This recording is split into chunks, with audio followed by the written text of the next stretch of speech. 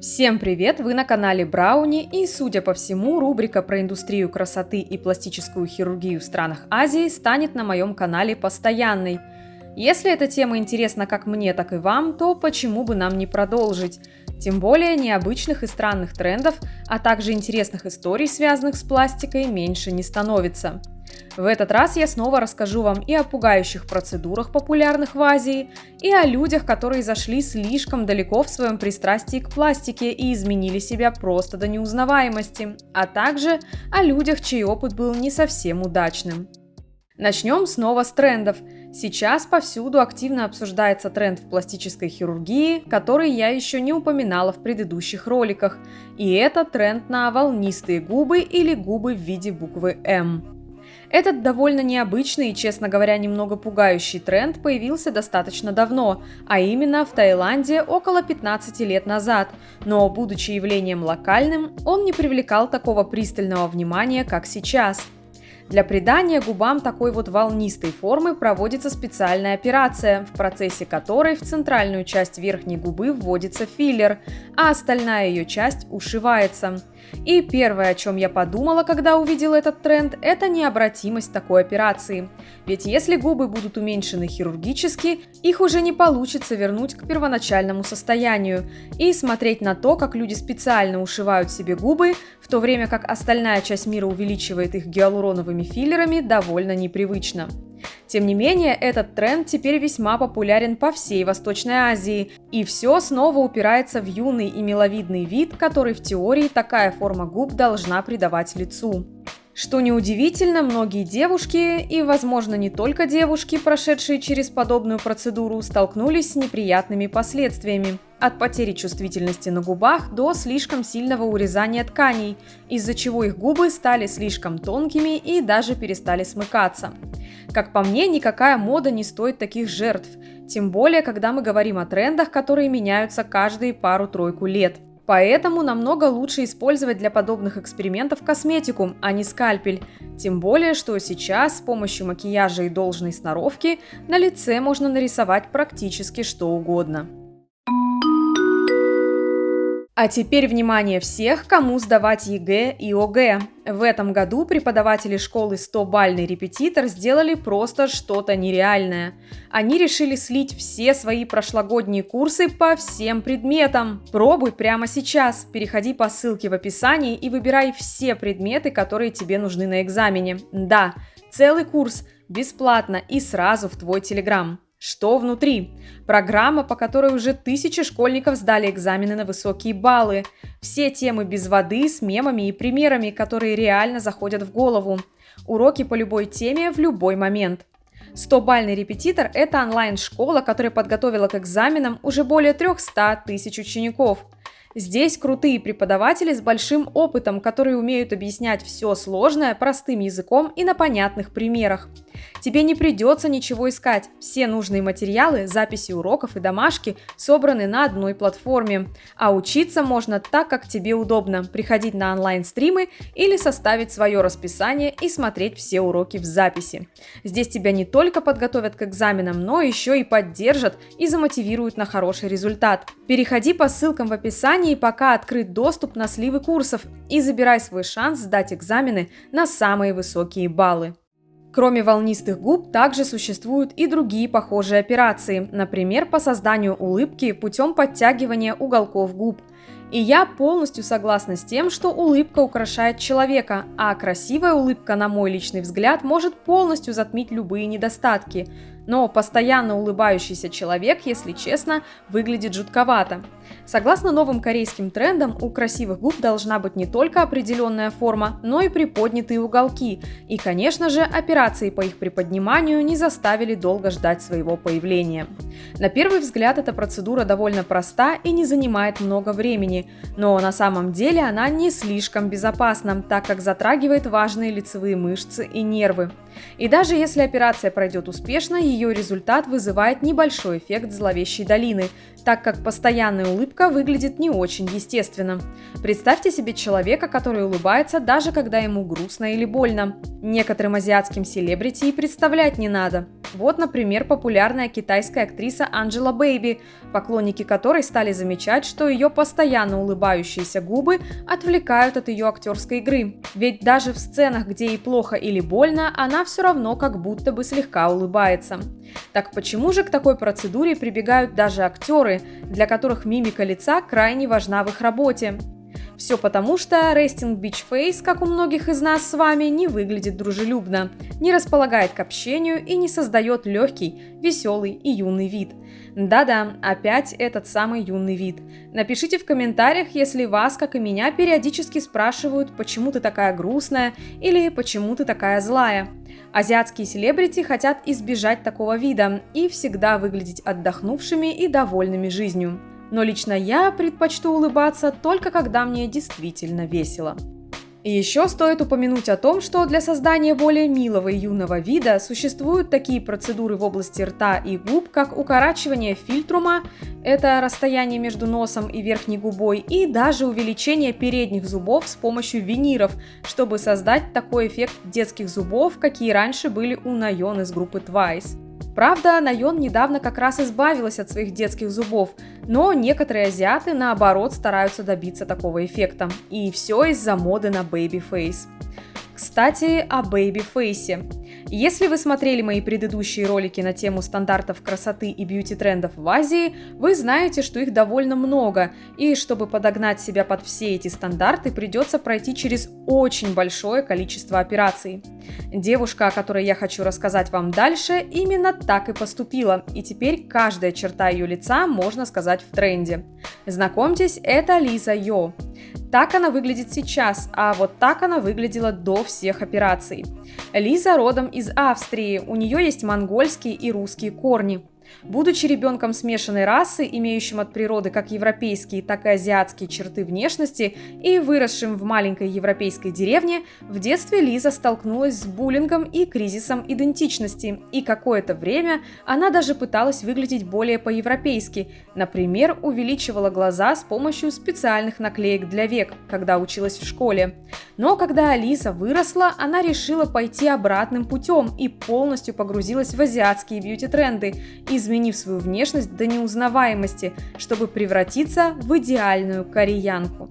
Несмотря на то, что в отдельности все черты лица Лизы теперь действительно соответствуют корейским стандартам, вот вам и та самая высокая макушка, и волнистые губы, эгиосаль, эльфийские ушки, белоснежная кожа, V-образный подбородок и так далее, вся ее внешность в сочетании вызывает скорее какие-то инопланетные ассоциации. Все дело в том, что, изменяя отдельные черты своего лица, мы должны не забывать о такой важнейшей вещи, как гармония. И в случае Лизы гармония ее лица приобрела немного внеземные вайбы.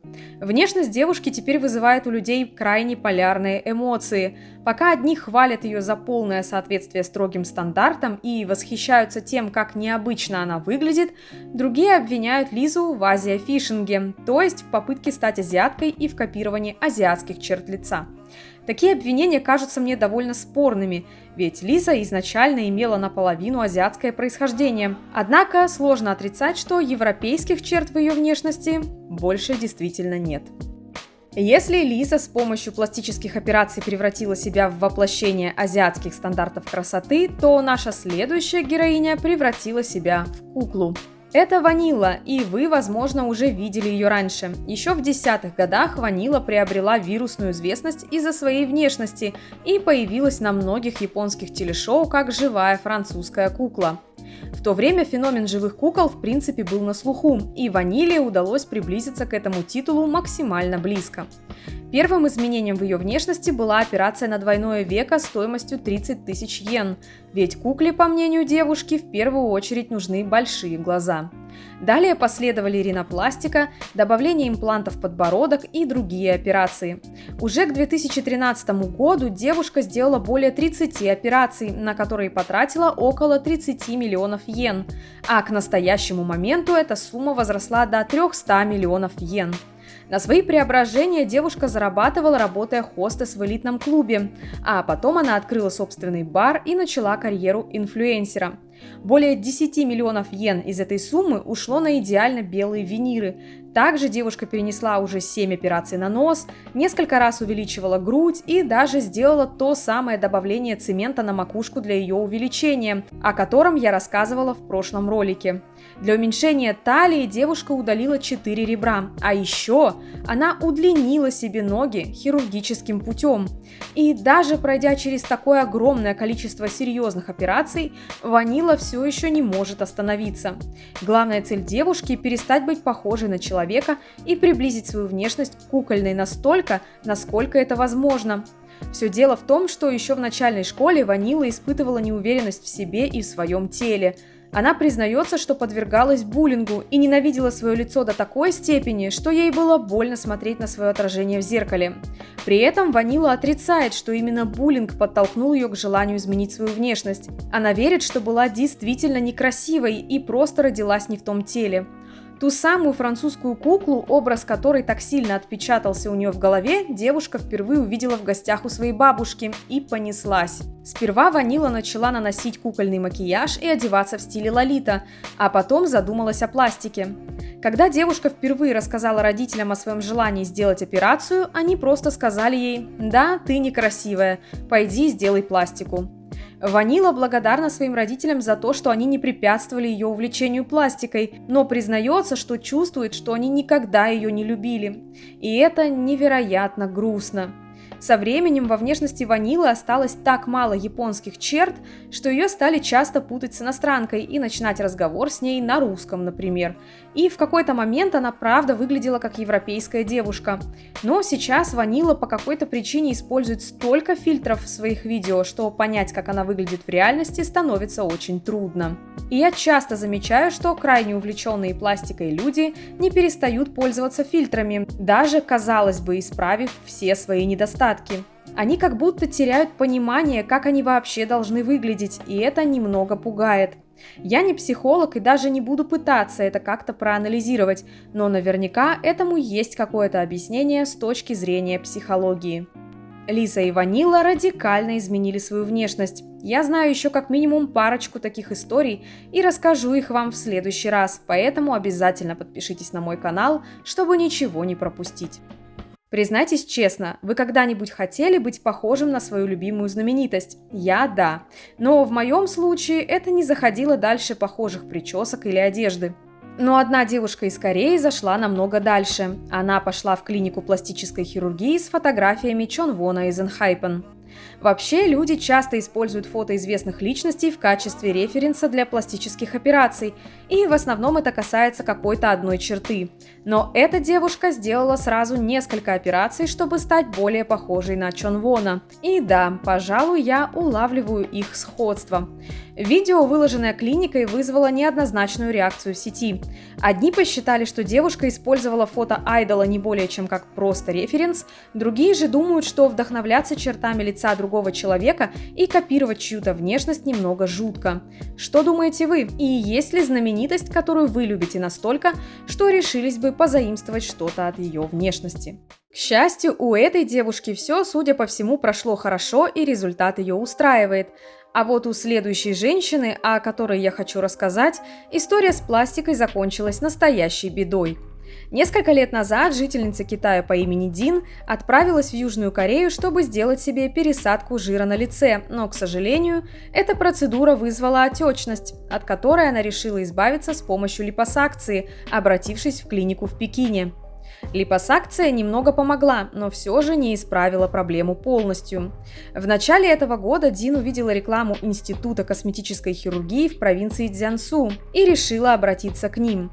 Там женщине пообещали вернуть ее подбородок в первоначальный вид. В феврале Дин перенесла операцию, за которую она заплатила 20 тысяч юаней, но всего через 3 дня на ее подбородке появились огромные волдыри. Врач убеждал Дин, что все в порядке, выписал ей мазь и сказал, что рана скоро заживет, но ее состояние ухудшалось. Даже когда рана на подбородке женщины загноилась, врач продолжал убеждать ее, что это нормально. И только через 6 месяцев, убедившись, что рана не заживает, Дин обратилась в крупную клинику в Нанкине. Там врачи обнаружили, что рана сильно инфицирована, и подтвердили, что врачи из Института красоты давали ей неверные и опасные советы, в результате чего на подбородке женщины остался большой шрам. По словам Дин, эта ситуация полностью разрушила ее жизнь. Ей пришлось закрыть бизнес, ее бросил парень, она страдает от депрессии, не может смотреть на себя в зеркало и вынуждена всегда выходить из дома в маске. Дин подала в суд на клинику, которая испортила ей лицо на 1 миллион юаней, и я надеюсь, что у нее получится отсудить эти деньги, исправить шрам на лице и вернуться к нормальной жизни. Поделитесь в комментариях своим мнением об этих историях, и не забывайте, что на моем канале уже есть несколько интересных видео о пластике, азиатских бьюти-трендах и стандартах красоты. Я собрала их в отдельный плейлист, где будут и все будущие ролики на данную тематику. Обязательно заглядывайте в мой телеграм-канал, там мы обсуждаем кей-поп новости, новинки, дорамы и многое другое. Ну а я прощаюсь с вами до следующего видео. Пока-пока!